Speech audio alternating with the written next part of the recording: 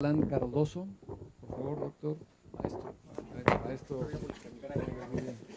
maestro Fernando Patlán Cardoso, sí, ¿verdad? Es adscrito a la Facultad de Estudios Superiores Cuautitlán y nos presenta la plática Modelo computacional para simulación dosimétrica en una sala de irradiación gamma. Ok, bueno, buenas tardes, mi nombre es Fernando Patlán Cardoso y yo les vengo a presentar un proyecto que hicimos conjunto con el Instituto Nacional de Investigaciones Nucleares de aquí de México para poder satisfacer una problemática que ellos tenían, ¿verdad? ¿Sí? El proyecto se llama Modelo computacional para simulación dosimétrica en una sala de radiación gamma, ¿sí?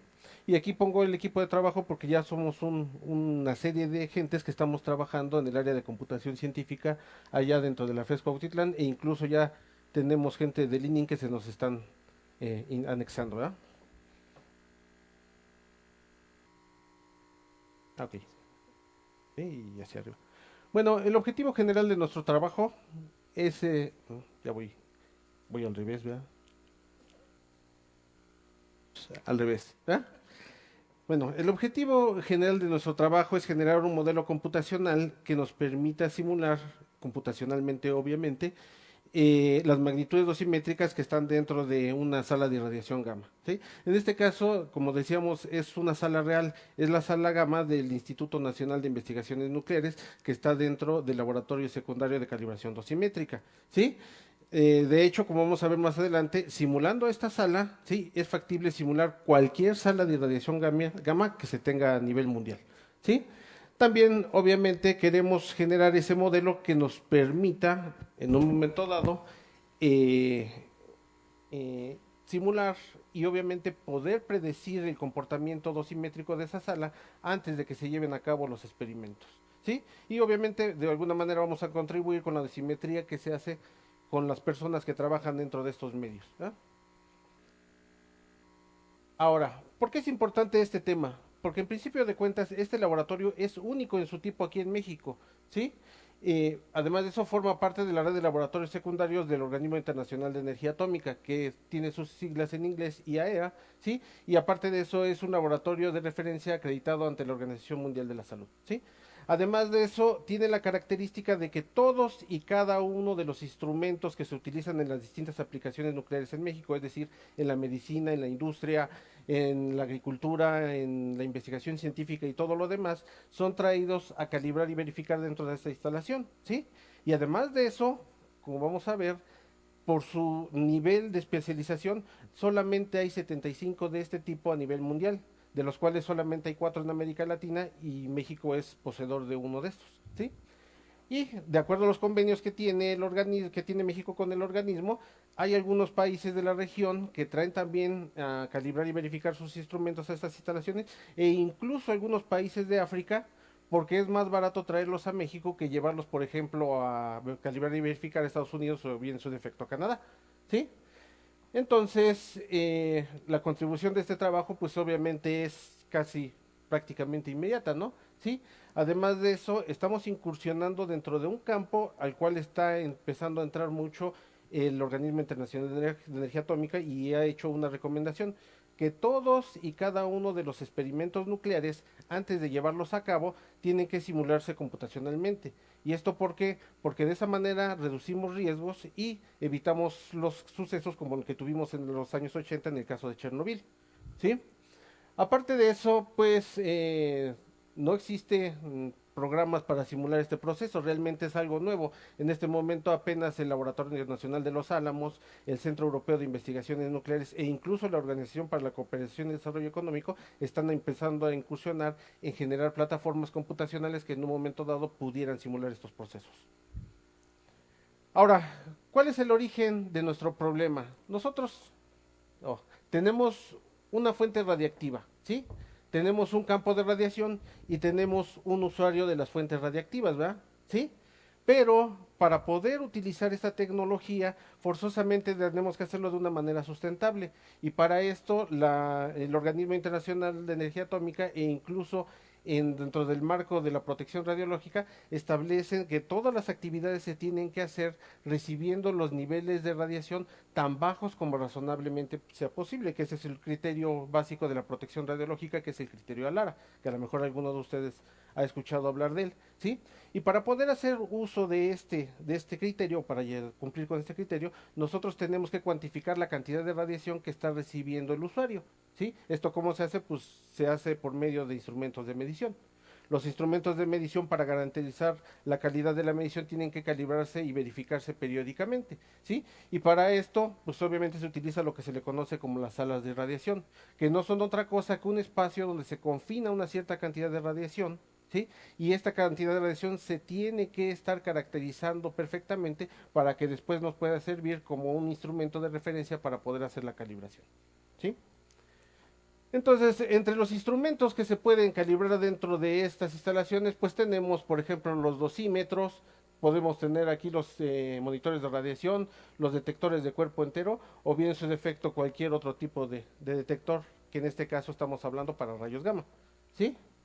Y entonces aquí tenemos el caso de la sala de irradiación gamma, ¿sí? Como dijimos, esta es la única instalación que presta el servicio en México, pero aparte de eso da servicio a otros usuarios de otros países, ¿verdad? Entonces, ¿cómo se llama? La oferta que da está empezando a ser superada por la demanda. Por eso es que estamos pensando en hacer simulaciones que nos permitan predecir el comportamiento antes de llevar a cabo los experimentos, y de esta manera tener el menor tiempo posible, ¿sí?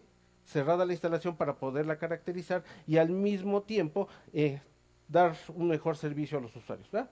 Entonces, en este caso, la sala de irradiación gamma consta de un irradiador gamma, que no es otra cosa que un contenedor que aísla la radiación del medio, y dentro tiene una fuente radiactiva, que en este caso es una fuente radiactiva de cesio 137.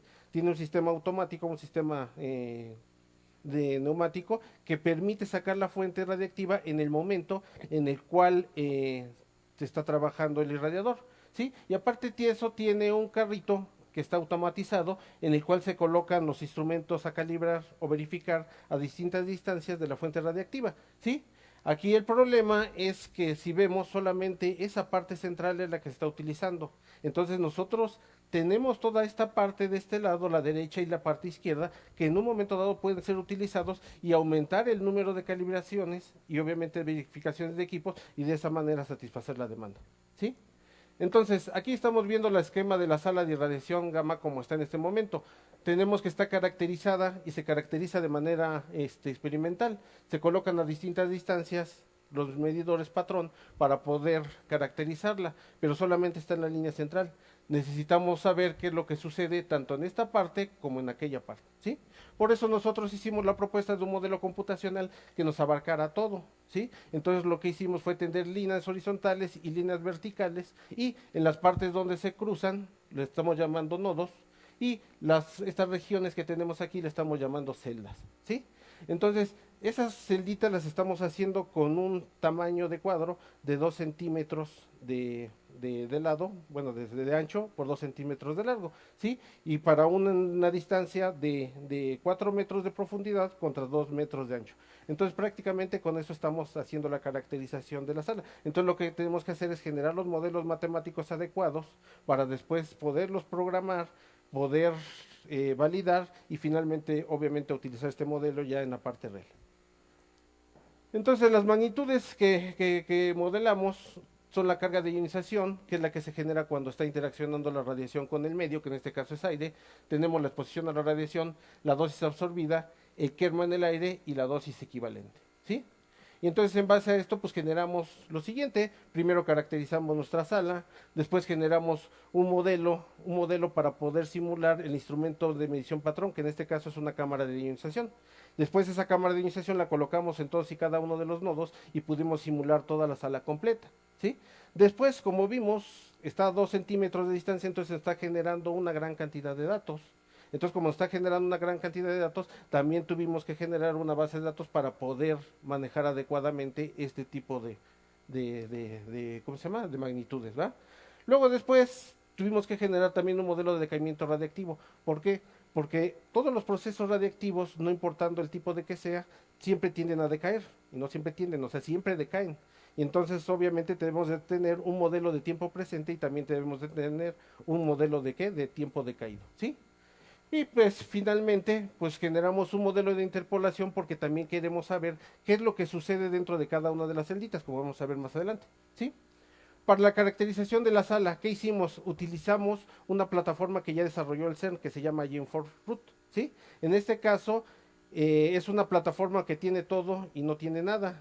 Tiene todo porque nos está generando, o sea, el organismo, bueno, en este caso el CERN, nos da una cierta cantidad ¿cómo se llama? De clases, pero no nos da ningún objeto. Y a lo mejor las clases que nosotros tenemos ni siquiera sirven para nuestro experimento. Entonces nosotros tenemos que adecuarlo a ese experimento y obviamente poderlo simular. Sí, está basado en el método de simulación de Monte Carlo y además de eso, en principio fue desarrollado para la física de altas energías, que es lo que trabaja el CERN, pero ya hay otras ramas del conocimiento que se están anexando. ¿Ah? ¿Sí? Nosotros partimos del modelo de decaimiento radiactivo que nada más tiene un espacio y tiene una fuente radiactiva, bueno, una fuente de radiación en medio. ¿Verdad? Nosotros lo adecuamos a hacer un cubo de aire con las dimensiones de la sala de radiación gamma de Lenin y con su fuente radiactiva, que fue lo que nos dio la característica de que es una fuente radiactiva puntual y aparte de eso que hay simetría en ambos lados de la sala. ¿Sí? Aparte de eso, con Root lo que podemos generar es tratar o hacer un análisis estadístico de todos los datos que está manejando el experimento, ¿sí?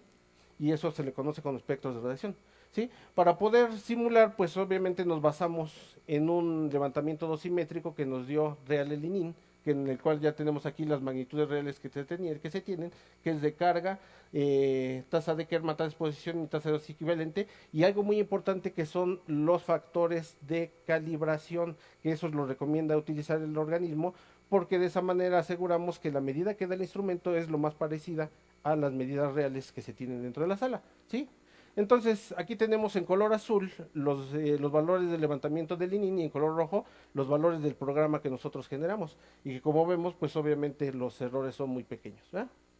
Luego después, para comprobar que realmente hay simetría, pues tomamos datos, puntos del lado izquierdo y puntos del lado derecho y los comparamos para ver qué sucedía.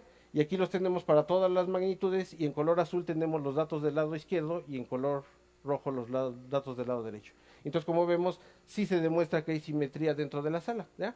Y después tomamos todos los datos de la base de datos y los graficamos para cada una de las magnitudes dosimétricas. Y como vemos, hay simetría, pero aparte de eso, estamos viendo que aparentemente nosotros decíamos que era puntual, pero sí tiene un pequeño error en la parte de arriba que puede ser atribuible a la gran cantidad de radiaciones que están saliendo de la fuente radiactiva que no son solamente las gamma. ¿verdad?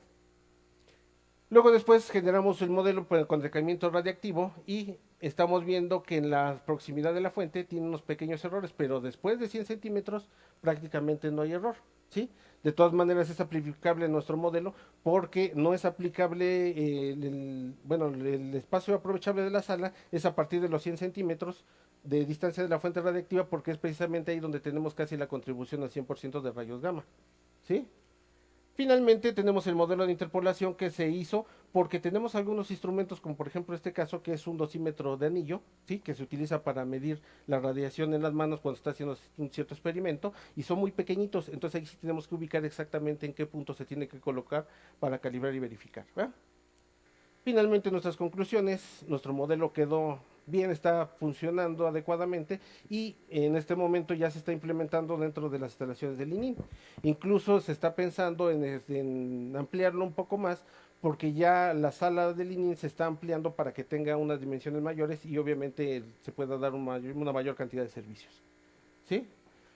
Hay algunos productos que se generaron. Si alguien quiere ahondar más en el tema, aquí ya tenemos un artículo y que está libre, que sí lo pueden revisar ahí en la red, ¿sí? Y ahí vienen todas las ecuaciones y todo el proceso que se llevó a cabo, ¿sí?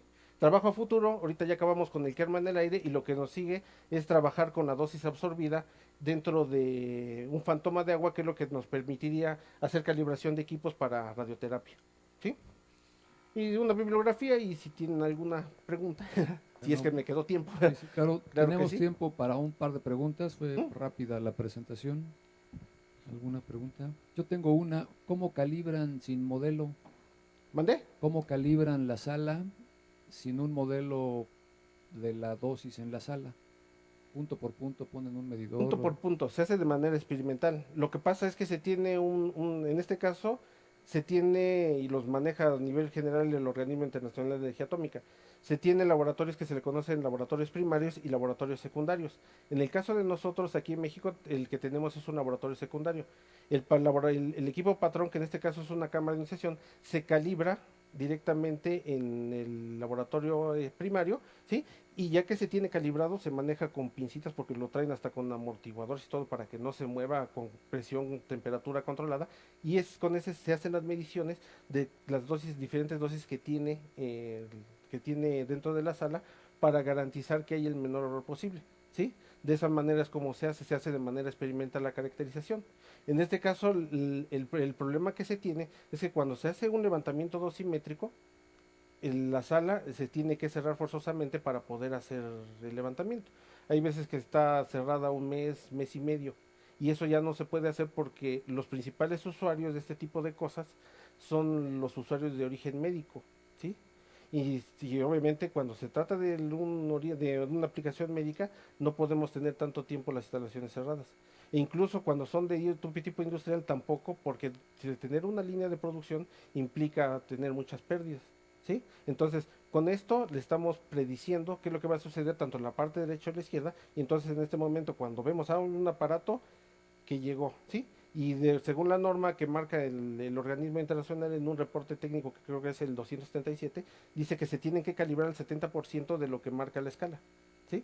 La escala máxima. Entonces buscamos ahí en la que nos diga la base, ¿dónde está el 70% de la escala máxima que dé de este aparato? Ah, no, pues está en tal lugar de la sala. Entonces con eso llevamos el instrumento patrón a ver ahí, verificar si realmente es la dosis que está manejando ahí, ¿sí? Y la colocamos y sin necesidad de detener las labores de la sala, está revisando ahí si es ese lugar, y si es ese lugar, entonces se puede en la siguiente irradiación poder colocar el instrumento ahí y ya estamos calibrando más instrumentos y obviamente estamos satisfaciendo la demanda.